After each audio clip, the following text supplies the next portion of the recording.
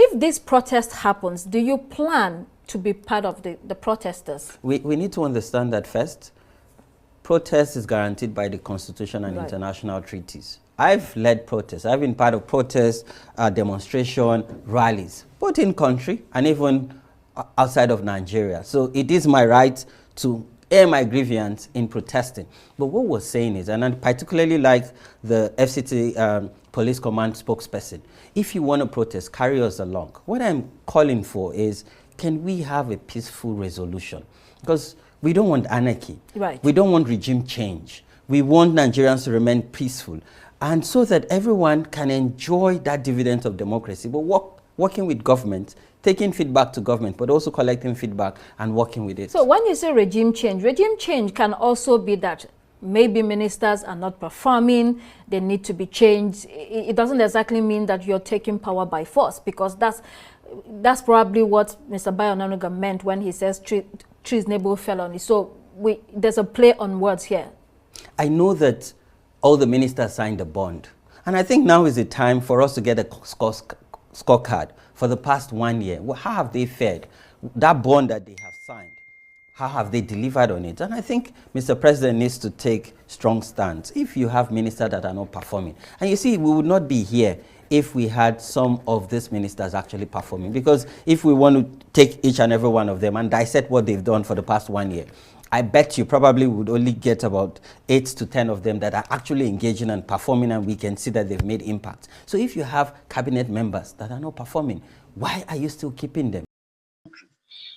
Young people or workers have never gone out determined to engage in violence all the time. Violence had always occurred going back to the 70s when students are shot, unarmed students are shot.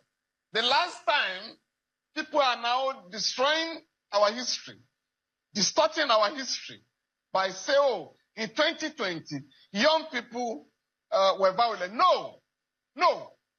The young people took part in the protest, in the NSAS protest, gathered in different places. In a place like Lagos, they gathered in Alausa at the Secretariat. They also gathered at Lekki. And they were singing and discussing among themselves. People were giving them food.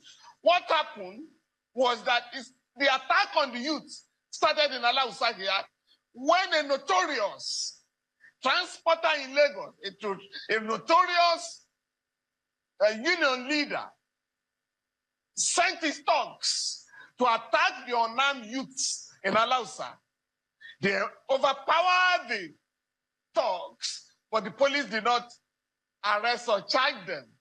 The same thing happened in Abuja, in Benin, in Port Harcourt and other places.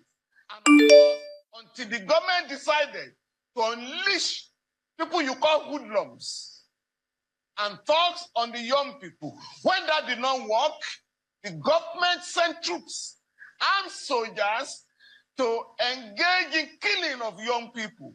In 1 week, about 99 people were killed in Lagos.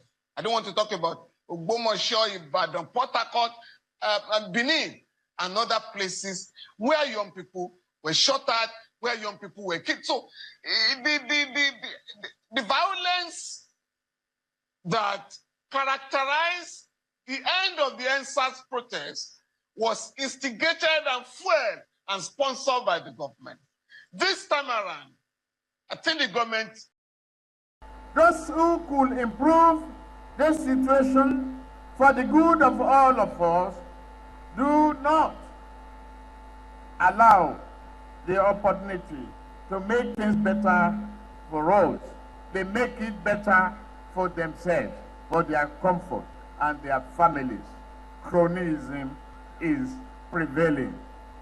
Today, our rulers in Abuja and across some of their states, you know what they say to us?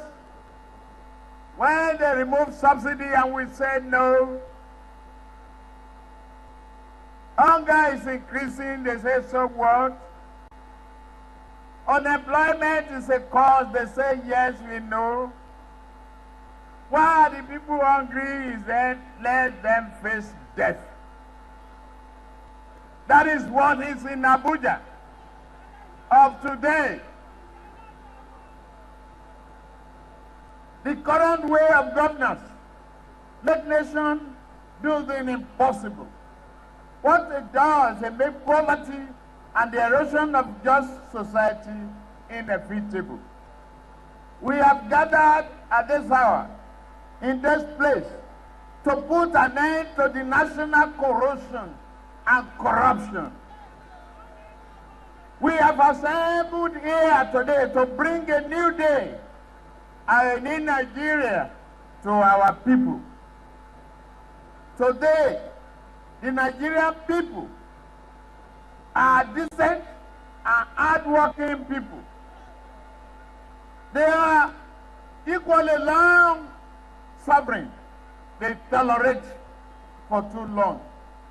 Just because they are long suffering does not mean they should be forced to suffer until death comes. We, our people, we've had enough of excuses. Our people have had enough of having nothing. The current government's trademark is to throw empty words, all action at our problem, as if doing nothing will cause our troubles to live for sheer boredom. Unemployment increases. Industrialization, we have nothing. Refinery, nothing is working. Electricity, they lie. If this is the government of, if this is the government's idea of transformation, and we have none of it, we should not have any of it.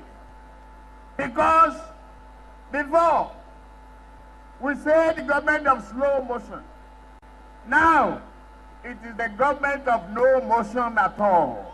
If they want to stand still at the bus stop or train station and be stagnated without poverty, they have the right to do so. And we have a right to kick them out. Not enough that they are stealing from our children tomorrow for lack of investment in education. They are still embezzling the retirement benefit of hardworking Nigeria, including our grandfathers. They are stealing the port, the treasury, not even leaving some coins for us to war with.